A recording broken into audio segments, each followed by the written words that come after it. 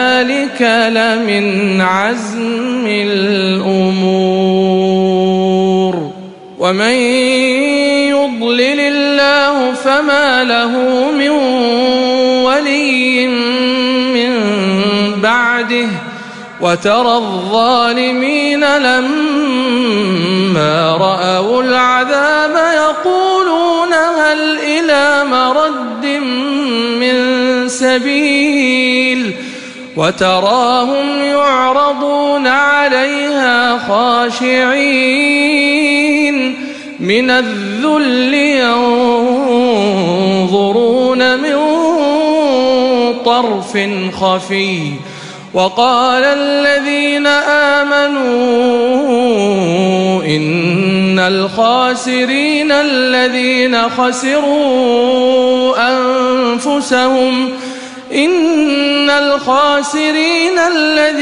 خسروا أنفسهم وأهليهم يوم القيامة ألا إن الظالمين في عذاب مقيم وما كان لهم من أولياء ينصرونهم من دون الله ومن يضلل الله فما له من سبيل استجيبوا لربكم من قبل أن يأتي يوم لا مرد له من الله.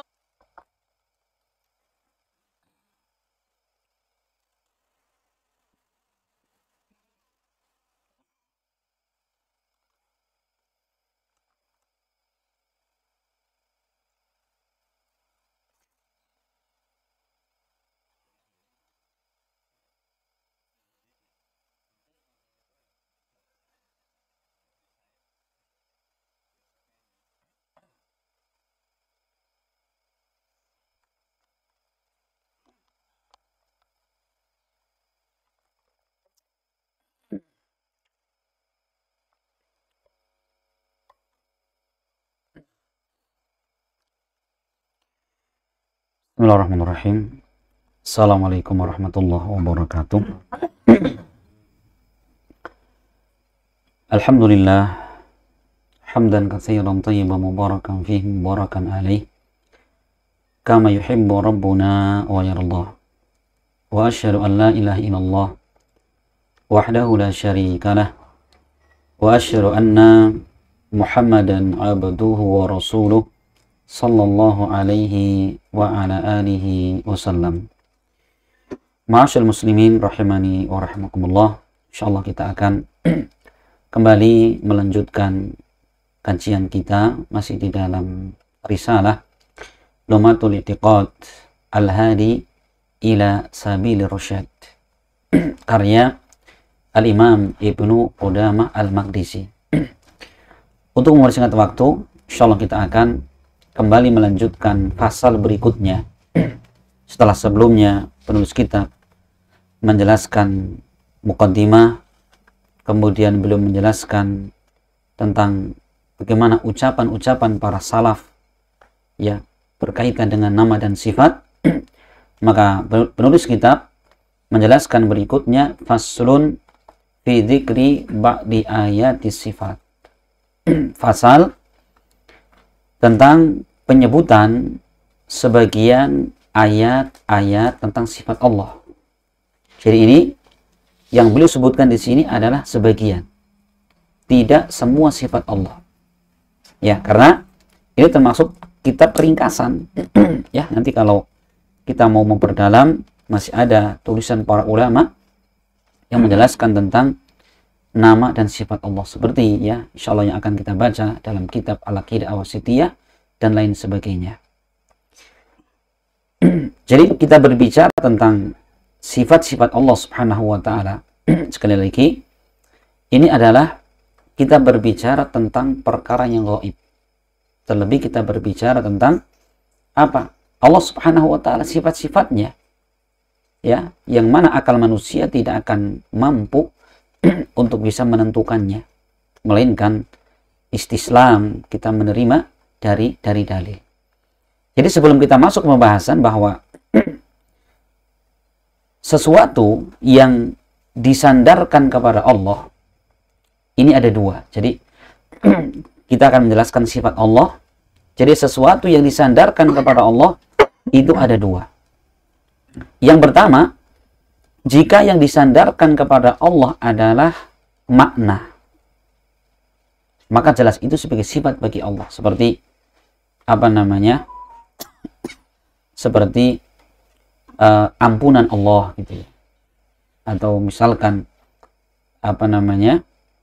kalamullah, misalkan kalam kan sifat itu ya. Bagaimana di situ?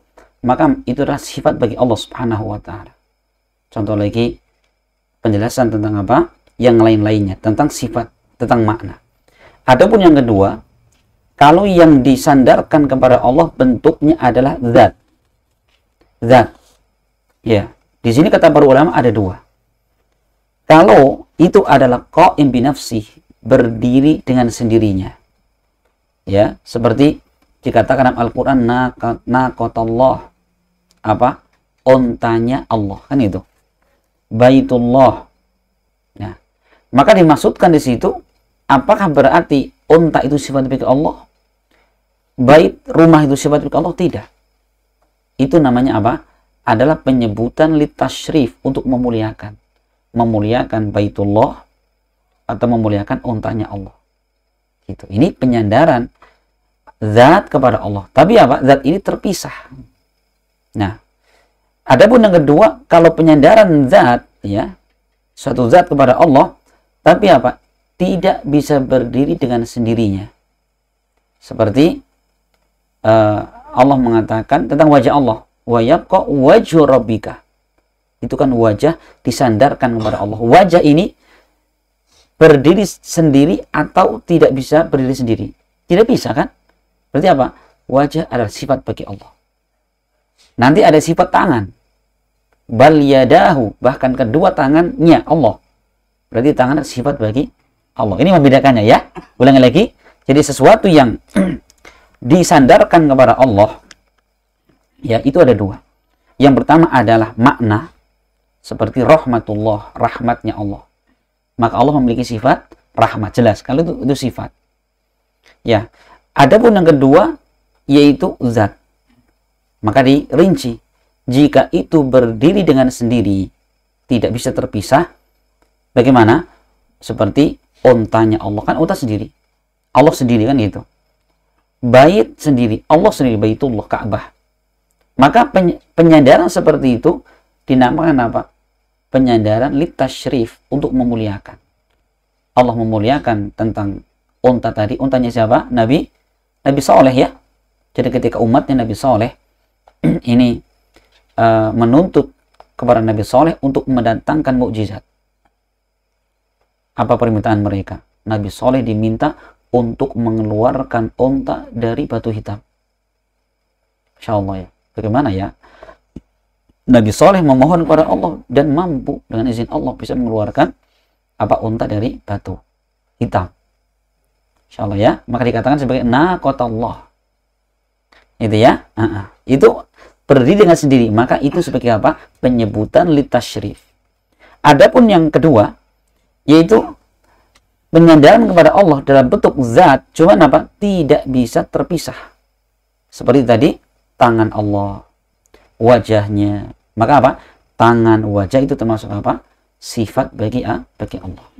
Nah, penulis kita mengatakan, ya, pasal menyebutkan sebagian ayat-ayat tentang sifat Allah. Famimma ja'a min ayati sifat qaulullahi ta'ala wa yabqa wajhu rabbika dzul jalali wal ikram. Dan di antara yang telah datang berupa ayat-ayat tentang sifat adalah firman Allah, wa yabqa wajhu rabbika dzul jalali wal ikram. Dan tetap ya wajah Allah, wajah Rabbmu dzul jalal, yang memiliki kemuliaan ya, dan jalal, ketinggian dan kemuliaan. Perhatikan. Di dalam ayat ini, perhatikan. Allah berfirman, wajhu rabbika. Penyandaran, apa tadi? Zat kepada Allah. Wajah berdiri dengan sendiri atau tidak bisa berdiri sendiri. Tidak bisa berdiri sendiri. Berarti apa? Wajah adalah sifat bagi Allah. Nah, gitu ya. Makanya sifat wajah itu adalah ditetapkan bagi Allah Subhanahu wa taala berdasarkan Al-Qur'an, sunnah, dan ijma'nya para salaf. Siapa salaf? Kalau dibatasi dengan waktu, maka para sahabat, tabi'in, dan tabi'ut tabi'in. Kalau disebutkan adalah bukan waktu, maka setiap orang yang berjalan seperti jalannya para sahabat, tabi'in, dan tabi'ut tabi'in. Gitu ya, itu salaf. Ya, perhatikan, kita ulang lagi, cari penetapan sifat wajah ini adalah apa? Itu adalah apa? Ditetapkan Allah di dalam Al-Quran. Yang kedua, di dalam sunnah. Karena Rasul pernah bersabda dalam hadis Sa'ad bin Abi Waqqas, diriwayatkan Bukhari Muslim, Rasul bersabda, innaka lan tunfiqa nafaqatan tabtahi biha wajha Allah illa ujirta 'alaiha. Sesungguhnya engkau tidaklah menginfakkan dengan suatu nafkah tabtahi biha wajha Allah, yang engkau harapkan dengannya wajah Allah. Ya, maka melainkan pasti Allah itu akan apa? Memberikan pahala kepada engkau. Seperti kan di situ Rasulullah menetapkan sifat wajah. Makanya di antara doa yang Rasul panjatkan kepada Allah adalah apa? As'aluka ladzatan nadhari ila wajhi. Ya Allah, ya aku memohon kepada engkau untuk apa? Aku bisa merasakan lezatnya apa? Melihat kepada wajahmu. Kapan wajah Allah dilihat? Di hari kiamat. Ya, ini adalah apa? Penetapan Rasul tentang wajah Allah. Coba, mana mungkin Rasulullah minta kepada Allah agar bisa melihat wajah Allah, Allah tidak punya wajah? Nggak mungkin. Cuman ya, sudah kita kembali penjelasannya bahwa kita memahami ayat, hadis seperti ini, itu yang apa? Yang layak bagi Allah. Ya, Allah punya wajah. Cuman apa? Wajah Allah tidak sama dengan wajahnya makhluk. Kalau ditanya bagaimana wajah Allah, wallahu a'lam bishawab. Allah dan Rasulnya tidak menjelaskan kepada kita. Gitu ya, enak kan?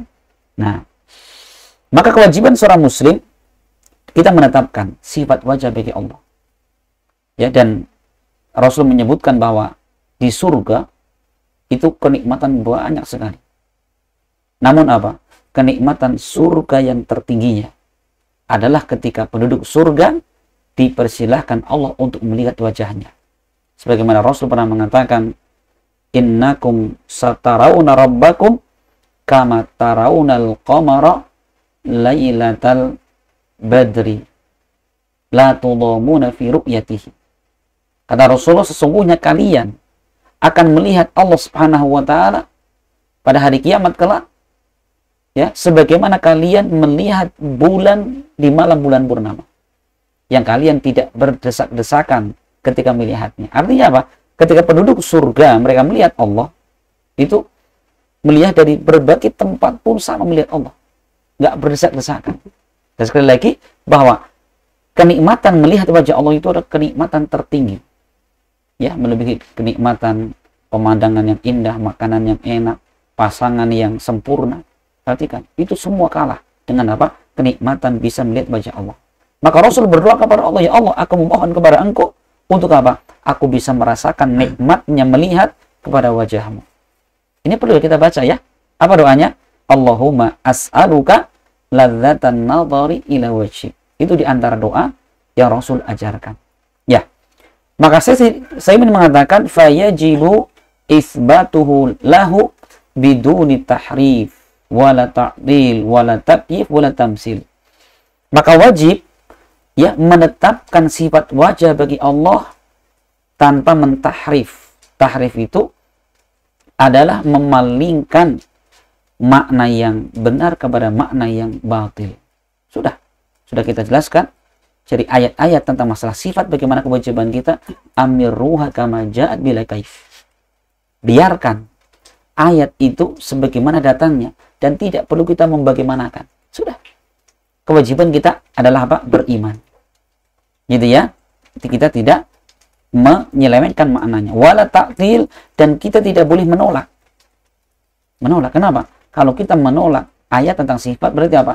Kita menolak firman Allah. Wala takyif, dan kita tidak boleh untuk membagaimanakan. Sudah Allah punya wajah, punya wajah. Tentunya wajah Allah itu yang layak bagi ketinggian dan kemuliaan Allah. Tidak sama dengan wajahnya makhluk. Karena Allah mengatakan, laisa kamitslihi syai'. Tidak ada sesuatu pun yang sama dengan Allah. Ya, wala tamsil, dan kita juga tidak boleh untuk menyerupakan dan menyamakan wajah Allah dengan wajah makhluknya. Gitu ya. Nah, ini tentang apa? Penetapan sifat wajah bagi Allah. Gampang ayatnya kan? Wa yabqa wajhu rabbika dzul jalali wal ikram. Sudah. Jadi penulis kitab cuma gitu saja. Menjelaskan. Ini ayat menjelaskan tentang penetapan sifat wajah bagi Allah. Ini beliau hidup berapa ratus tahun yang lalu? Berapa kemarin? 900 tahun yang lalu ya? Masya Allah. Itu keyakinan beliau seperti ini. Kemudian yang kedua. Wa qauluhu subhanahu wa ta'ala, dan juga firman Allah subhanahu wa ta'ala dalam surat Al-Ma'idah ayat 64. Allah berfirman, bal yadahu mabsutatani, bahkan kedua tangannya, yaitu tangan Allah, mabsutatani, terhampar. Ayat ini itu ada sebelumnya.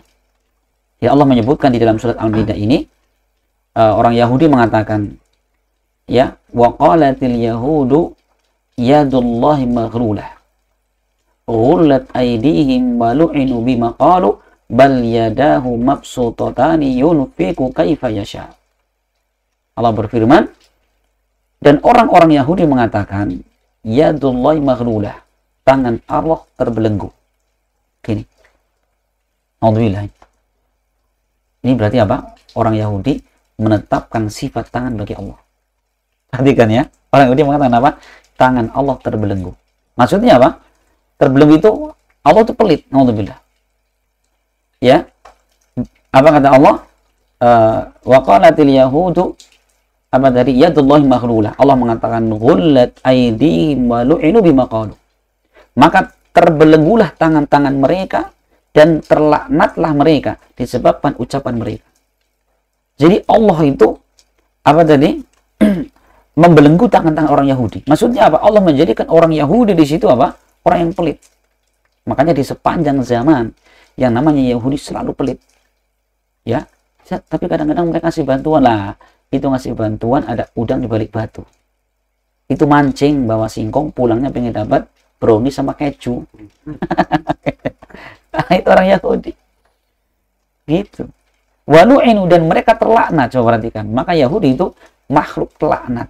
Maka Allah bantah ucapan mereka. Bal yadahu mabsutatani yunfiqu kaifa yasha. Bahkan kedua tangan Allah terhampar. Yunfiqu, yang Allah memberikan pemberian kepada siapa yang Allah kehendaki. Perhatikan. Allah bantah mengatakan apa? Bahkan kedua tangan Allah itu apa? Terhampar. Memberikan kepada siapa yang Allah kehendaki. Coba. Allah menetapkan di situ tentang kedua tangan Allah Subhanahu wa taala. Dan yang paling aneh, perhatikan. Orang Yahudi saja, mereka menetapkan sifat tangan dua bagi Allah. Tapi kok ada orang Islam menolak sifat tangan bagi Allah? Siapa lebih parah? Nah, ini luar biasa, perhatikan ya. Orang Yahudi menetapkan coba sifat tangan bagi Allah. Nah, itu ya. Ini berdasarkan Al-Quran. Dan berdasarkan hadis Nabi SAW yang diriwayatkan Bukhari Muslim, Rasul pernah bersabda, yaminullahi mal'ah, ya, bahwa tangan kanan Allah mal'ah, itu penuh. Ini penetapan apa? Penetapan sifat tangan kanan bagi Allah. Gitu ya. Iya. Kemudian teman-teman sekalian, bahwa ayat-ayat yang menjelaskan tentang tangan Allah Subhanahu wa taala itu ada 3 lafaz. Ada lafaz tunggal, ada lafaz musanna atau 2, dan ada lafaz jamak. Perhatikan ya. Sekarang tangan Allah ada berapa? Tadi ayat kita baca 2 kan itu. Ternyata dalam surat Al-Mulk ayat pertama, Allah berfirman, tabarakalladzi biyadihil mulk. Ya, maha suci Allah yang berada pada tangannya al-mulk, kerajaan-kerajaan. Itu apa? Penyebutan mufrad, kata tunggal. Kemudian di dalam surat Yasin ayat 71 Allah menyebutkan dengan jamak, dengan banyak. Awalam yarau anna khalaqna lahum mimma amilat aydina an'ama. Ya, awalam yarau, apakah mereka tidak melihat, tidak memperhatikan bahwa kami telah menciptakan untuk mereka mimma amilat aydina, dari apa yang kami kerjakan dengan tangan-tangan kami, an'ama sebagai nikmat untuk mereka. Gimana nih? Jadi kalau seperti itu tangan Allah ada berapa? Nah, ini teman sekalian. Para ulama di sini menyebutkan kenapa Allah menyebutkan sifat tunggal, tangan bagi Allah. Nah, di situ Syekh Utsaimin mengatakan al-wajhul awal mufrad mudhaf fayashmalu kulla ma sabata lillahi min yadin wa la yunafi at-tatsnis. Ya. Yang pertama, sisi pertama, Allah menyebutkan lafaz dengan tunggal yang dia disandarkan. Kan sandarkan tadi ya, biyadihi. Perhatikan, kita masuk kaidah bahwa kalimat yang mufrad dan dia mudhaf memberikan faedah keumuman. Maksudnya apa? Itu tidak menafikan Allah tangannya dua. Ini yang pertama. Karena umum. Dan seperti itu ada dalam ayat yang lain. Coba, Allah pernah berfirman dalam Al-Quran, wa in ta'uddu ni'matallahi la tuhsuha. Ini perhatikan. Ini kesamaannya. Allah berfirman, jika kalian menghitung nikmat Allah la tuhsuha. Sekarang nikmat dia mufrad, tunggal. Kemudian disandarkan kepada Allah. Ya. Ya, perhatikan. Jika kalian menghitung nikmat Allah, tidak bisa. Nikmat yang mana dihitung? Semua nikmat. Gitu ya. Mufrad tapi apa? Mudhaf. Faedahnya umum. Nah gitu. Makanya penyebutan kalimat mufrad itu tidak menafikan dua.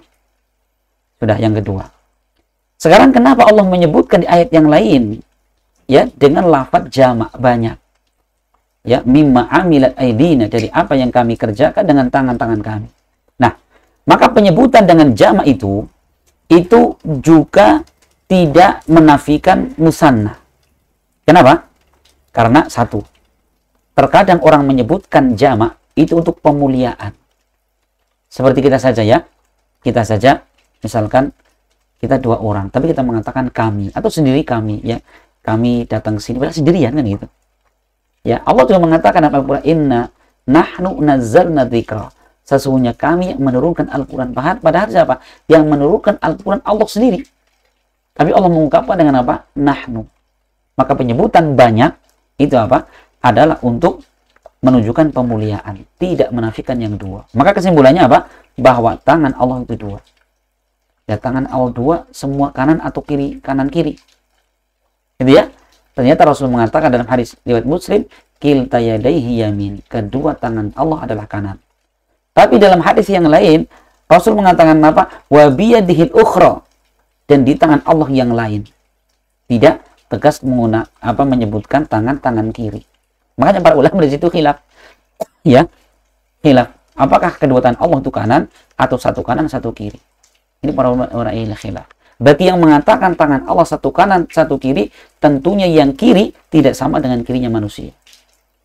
Gitu ya. Nah sudah. Jadi intinya teman-teman sekalian, ayat ini adalah penetapan sifat kedua tangan bagi Allah. Ya, kewajiban seorang mukmin menerima. Jangan kita kalah seperti orang Yahudi. Yahudi saja menetapkan sifat tangan bagi Allah. Gitu ya. Iya. Kemudian sifat yang ketiga, yaitu penetapan sifat nafas. Ya, Allah berfirman dalam surat Al-Maidah ayat 116, yaitu tentang Nabi Isa alaihissalam. Ta'lamu ma fi nafsi wa la a'lamu ma fi nafsi. Ya Allah, Engkau mengetahui apa yang ada pada diriku dan aku tidak mengetahui apa yang ada pada dirimu. Penetapan apa? Sifat nafas bagi Allah. Dan itu banyak dalam Al-Quran ya. Di antaranya Allah mengatakan, kataba rabbukum ala nafsihi rahmah. Allah menetapkan untuk dirinya apa? Ar-rahmah. Ini penyebutan apa? Sifat nafas bagi Allah. Perhatikan. Kemudian berikutnya, wa qaulu subhanahu wa ja'a rabbuk. Itu penetapan sifat Allah itu datang. Jadi ayat ini terdapat di dalam surat Al-Fajr. Ya, itu ketika Allah menyebutkan keadaan manusia di padang mahsyar, ya, ketika mereka dikumpulkan di hadapan Allah di padang mahsyar yang seharinya 50.000 tahun lamanya, matahari didekatkan tanpa berpakaian, ya, tanpa beralas kaki dan tidak ada teduhan, dan matahari didekatkan di atas kepalanya, maka manusia mereka kepayahan. Maka mereka mendatangi para nabi, Nabi Adam didatangi, Nabi Ibrahim, Nabi Nuh, Nabi Musa, Nabi Isa didatangi. Untuk apa? Dimintai syafaatnya. Tapi semua nabi yang saya sebutkan tadi namanya, itu semua memberikan uzur, tidak mampu memberikan. Hanya bisa mengatakan nafsi, aku hanya bisa ngurusi diri sendiri. Aku hanya bisa ngurus diriku sendiri. Akhirnya Nabi Isa mengatakan, sudah, kalian sekarang datang kepada Muhammad. Manusia datang semua ke Muhammad, minta apa syafaatnya. Maka Rasul mengatakan, ini bagian saya. Akhirnya apa? Rasul bersegera mendatangi arsy-Nya Allah. Beliau sujud di bawahnya dan beliau memuji Allah dengan pujian yang paling tingginya. Yang Rasul mengatakan, yang hari ini aku belum bisa menyebutkan pujian tadi. Karena Allah belum ajarkan. Maka kemudian apa? Begitu Rasul sujud dalam sujud yang lama, muji Allah dengan pujian yang sangat tingginya, Allah mengatakan, ya Muhammad irfa raqsa, is'al tu'ta isfa'tu syafa'. Wahai Muhammad, angkat kepalamu dan mintalah, niscaya akan diberikan, dan mintalah syafaat, niscaya engkau diberikan syafaat. Akhirnya apa? Rasul menyampaikan syafaatnya. Itu apa? Agar Allah bersegera memberikan proses hisab kepada umat manusia. Ya, maka apa? Allah mengatakan, wa ja'a rabbuka wal malaku saffan saffa. Maka Allah pun datang dalam keadaan malaikat berbaris, bersaf-saf di situ. Allah datang. Maka di situ seorang mukmin apa? Kita itu menetapkan bahwasanya Allah Subhanahu wa taala apa? Datang. Yang datang apanya? Ya Allah Subhanahu wa taala. Kita tidak boleh mengatakan mungkin yang datang perintah Allah atau yang datang adalah malaikat Allah, tidak bisa. Gitu ya. Jadi ini penetapan Allah itu datang. Dan juga pada ayat yang lain, hal yanzuruna illa ayyatiyahumullah. Dan mereka tidak menunggu melainkan apa? Agar apa? Sampai Allah datang. Dan mereka tidak menunggu melainkan apa? Yaitu Allah datang kepada mereka. Ini beda bahasa. Tadi Allah mengatakan ja'a datang, di sini ya sama datang juga. Gitu ya. Jadi apa di situ? Dua ayat ini adalah penetapan sifat maji, sifat datangnya Allah, ya. Allah datang. Termasuk apa? Misalkan Allah Subhanahu wa taala turun ya di sepertiga malam terakhir. Ya kita beriman. Karena datang dari hadis sahih. Nanti disebutkan hadisnya itu. Rasul bersabda, yanzilu Rabbuna tabaraka wa ta'ala ila sama'i dunya hina yabqa thuluthul lailil akhir fayaqulu may yad'uni fastajibalah. Rasul mengatakan bahwasanya Allah tabaraka wa ta'ala turun ke langit dunia ya ketika sepertiga malam terakhir. Ya, dan Allah mengatakan man yad'uni, siapa berdoa kepada aku saya kabulkan. Siapa minta kepada aku akan saya berikan. Siapa minta ampun kepadaku, aku berikan ampunan. Saya perhatikan. Sebagian orang mengatakan maksudnya yang datang perintah Allah. Maksudnya yang turun adalah malaikat Allah. Sekarang mungkin tidak. Andikan yang turun itu malaikat. Kemudian malaikat mengatakan, siapa berdoa kepadaku saya kabulkan. Itu bukan haknya malaikat. Siapa minta kepadaku akan saya berikan permintaannya. Siapa minta ampun kepadaku saya ampunkan. Itu bukan haknya malaikat. Itu ya. Nah, maka di dalam hal ini bagaimana? Kewajiban kita adalah menerima ya tentang Allah itu datang. Itu ya. Maka kalau orang yang menyelisihi, orang yang tidak percaya, tidak beriman, berarti apa? Satu, mereka menyelisihi zahir ayat. Sudah kita jelaskan ya dari ucapan Ibnu Qudamah, kewajiban kita terhadap ayat-ayat, hadis-hadis sifat adalah apa? Kita menetapkan sebagaimana datangnya. Makanya kalau kita menafsirkan yang lain, maksud datang bukan Allah yang datang, perintah Allah kah atau malaikat Allah, berarti apa? Kita menyelisihi yang zahir dari ayat. Yang pertama. Yang kedua, yaitu kita menyelisihi jalannya para salaf. Para salaf tidak seperti ini memahaminya. Gitu ya. Ini sebagaimana dalam kaidah yang sudah kita sebutkan ya di awal-awal pembahasan. Itu ya, yang pertama menyelisih jalan para salaf, kemudian yang kedua adalah apa tadi? Yaitu menyelisih zahirnya, dan yang ketiga walaisa alaihi dalilun sahih, tidak ada dalil sahih yang mendukungnya. Ditambah keterangan yang keempat, tidak mungkin ketika mengatakan Allah datang, ya, kata malaikat yang datang. Lawang Allah datang, malaikat bersof-sof. Kan gitu. Ya gitu. Jadi ngapain yang datang malaikat bersof-sof, kan nggak mungkin. Allah datang, Allah mengatakan siapa berdoa kepada aku akan saya kabulkan. Itu tidak mungkin yang mengucapkan seperti itu malaikat. Nah, gitu. Ini ayat yang berapa? Ayat menjelaskan tentang sifat datangnya Allah Subhanahu wa taala. Kemudian yang berikutnya wa qauluhu ta'ala, dan firman Allah taala yaitu radhiyallahu anhum wa radu'an. Radhiyallahu anhum wa radu'an. Ya, Allah ridha kepada mereka dan mereka ridha kepada Allah. Ini penetapan apa? Sifat ridha bagi Allah. Ya. Jadi ridha itu sifat yang ditetapkan dalam Al-Qur'an, dalam hadis Nabi, ya, seperti Rasul pernah bersabda dalam hadis diriwayatkan Imam Muslim, innallaha la yarda 'anil 'abdi ayyaqulal aklata fayahmaduhu 'alaiha aw yashraba syurbata fayahmaduhu 'alaiha. Kata Rasulullah, sesungguhnya Allah ridha kepada seorang hamba yang dia memakan suatu makanan kemudian memuji Allah, atau dia minum suatu minuman kemudian memuji Allah atasnya. Allah ridho. Perhatikan ya. Jadi di sini adalah apa? Penetapan sifat ridho bagi Allah Subhanahu wa taala. Tentunya dengan apa? Dengan yang layak bagi Allah. Di situ, ya. Al-Qur'an, hadis menetapkan. Kemudian wa qauluhu ta'ala, dan firman Allah taala, yuhibbuhum wa yuhibbunahu. Ya. Allah cinta kepada mereka dan mereka mencintai Allah Subhanahu wa taala. Ini apa? Penetapan sifat mahabbah bagi Allah. Allah cinta. Ya, ini Al-Qur'an. Hadis juga ada.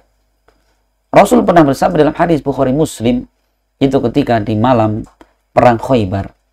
Ya, malam perang Khaybar, Rasul mengatakan di malam harinya, kata beliau, la u'tiyanna rayata ghadan rajulan yuhibbullaha wa rasulahu wa yuhibbuhu Allah wa rasuluhu, ya, wa yaftahu Allah baina yadayhi.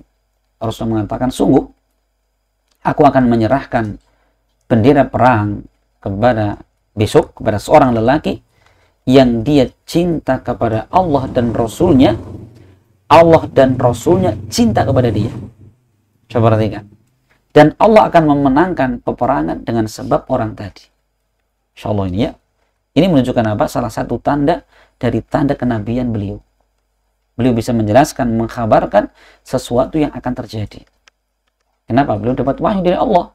Bukan mananya tahu yang gaib, tidak. Gitu ya. Nah, maka apa? Saat itu orang-orang pada berharap semua. Ya, sampai Umar bin Khattab mengatakan, demi Allah, aku belum pernah menginginkan mendapatkan jabatan kecuali di hari itu. Insyaallah ya. Yang kita tahu bahwa seorang pembawa bendera perang itu adalah bidikan utama musuh. Karena kekuatan suatu pasukan itu dilihat dengan apa? Tegaknya bendera tadi. Kapan bendera masih berkibar, menunjukkan apa? Pasukan masih ada kekuatan. Tapi kapan bendera sudah tumbang, menunjukkan apa? Sudah kalah. Sudah tidak punya kekuatan. Insyaallah. Ini para sahabat apa? Mereka berebut. Semua berharap untuk apa? Diserahkan kepadanya bendera tadi. Apa yang kita ambil di situ? Ini menunjukkan jujurnya imannya para sahabat. Gitu ya. Nah, maka keesokan harinya, bagaimana? Kemudian Rasulullah tiba-tiba bertanya, di mana Ali bin Abi Thalib? Sahabat mengatakan, huwa yashtaki ainaihi ya Rasul. Beliau sakit kedua matanya. Akhirnya Pak Rasul mengutus orang, suruh apa? Suruh menjemput Ali bin Abi Thalib. Datang ke masjid, Rasul mendoakan. Didoakan, tiba-tiba apa? Seketika itu hilang penyakitnya. seakan-akan Ali tidak habis sakit. Gitu ya. Maka kemudian Rasul mengatakan, ya Ali, unfut ala rislika ila khair hadis. Ali, kamu tenang, besoknya berjalan sampai ke tempat musuh. Kemudian apa? Summad'uhum ila Islam. Kemudian ajaklah mereka masuk ke dalam Islam. Nah, ini perhatikan. Yang kita ambil di situ, bagaimana Rasul mengatakan bahwa bendera ini aku akan serahkan kepada seorang yang dia cinta Allah dan Rasulnya, Allah dan Rasulnya cinta kepada dia. Berarti apa? Rasul menetapkan sifat mahabbah, sifat cinta bagi Allah. Ya, innallaha yuhibbut tawwabin wa yuhibbul mutatahhirin. Allah itu mencintai orang-orang yang banyak bertobat dan orang-orang yang bersuci. Itu banyak dalam Al-Quran, banyak dalam hadis. Penetapan apa? Sifat cinta bagi Allah Subhanahu wa ta'ala. Gitu ya. Kemudian yang berikutnya, wa qauluhu fil kufar, dan firman Allah tentang orang-orang kafir. Ghadiballahu alaihim, dan Allah murka kepada orang-orang kafir. Ini apa? Penetapan sifat ghadab. Sifat apa? Marah bagi Allah. Allah murka. Tentunya kemarahan Allah itu yang layak bagi Allah. Berarti kalau marah nanti ngelempar-ngelempar gelas. Itu kalau kita. Berarti kalau marah sininya sampai. Nah, itu kalau kita. Berarti kan kita berbicara tentang Allah, bukan tentang kita. Maka bedakan dong gitu ya. Iya. Ini berdasarkan Al-Quran. Hadis Nabi juga menyebutkan. Dalam hadis diriwayatkan Bukhari Muslim. Rasul bersabda, innallaha kataba kitaban indahu fawqal arsy. Inna rahmati taghlibu ghadabi. Sesungguhnya Allah menetapkan satu kitab di sisinya fauqul arsy, di atas arsy. Apa kitab disebut? Lauhul Mahfuz. Ya, inna rahmati taghlibu ghadabi. Sesungguhnya rahmatku ini mendahului kemurkaanku. Ini Allah sendiri yang menetapkan dirinya punya sifat ghadab. Ya, tentunya tadi marah, murka yang layak bagi Allah Subhanahu wa ta'ala. Tidak boleh kita tafsirkan dengan yang lain. Gitu ya. Kemudian Allah juga punya sifat sukhat. Murka juga. Ittaba'u ma askhatallah. Mereka mengikuti apa-apa yang menjadikan Allah itu murka. Perhatikan. Allah punya sifat sukhat. Marah juga. Cuman kalau gitu ya, ini masalah sukhat. Maka di antara doa yang Rasul ajarkan kepada kita adalah Allahumma inni a'udzu biridhaka min sakhatik. Ya Allah, aku berlindung kepada Engkau biridhaka, dengan keridhaanmu, min sakhatik, dari kemarahanmu. Perhatikan. Kita berlindung kepada Allah agar tidak dimarahi Allah. Berarti memang di situ Allah marah. Kan gitu ya. Iya, kita menetapkan sifat marah bagi Allah. Kemudian yang berikutnya, wa qauluhu ta'ala wa karihallahu imbi'atsahum, dan Allah membenci imbi'atsnya mereka. Perhatikan, itu penetapan sifat benci bagi Allah Subhanahu wa ta'ala. Ini Al-Quran. Hadis juga menunjukkan, dalam hadis riwayat Imam Bukhari, Rasul bersabda, innallaha karihalakum salasan. Allah membenci kepada kalian 3. Yang pertama, qila wa qal, itu katanya dan katanya. Gitu ya. Kemudian wa kasratus soal, banyak bertanya. Maksudnya bertanya bukan cari ilmu, tapi bertanya memang ngeyel, seperti Bani Israil. Ketika ada orang mati tidak diketahui siapa yang bunuh, yang adanya saling menuduh. Akhirnya Allah perintahkan Bani Israil untuk menyembelih seekor sapi. Ditanya sapinya kayak apa? Gitu ya. Allah jelaskan sapinya itu tidak tua, tidak muda. Gimana lagi? Belum jelas bagi kami. Warnanya kayak apa? Warnanya merah kekuning-kuningan. Ya. Bagaimana? Belum jelas lagi. Pokoknya sapi yang belum pernah dipakai bajak sawah, belum pernah untuk dipakai menyirami kebun. Sampai Bani Israil hampir-hampir nggak mampu mencari. Kenapa? Saking susahnya itu. Perhatikan. Nah, ini cerewetnya Bani Israil. Allah membenci. Perhatikan. Allah benci.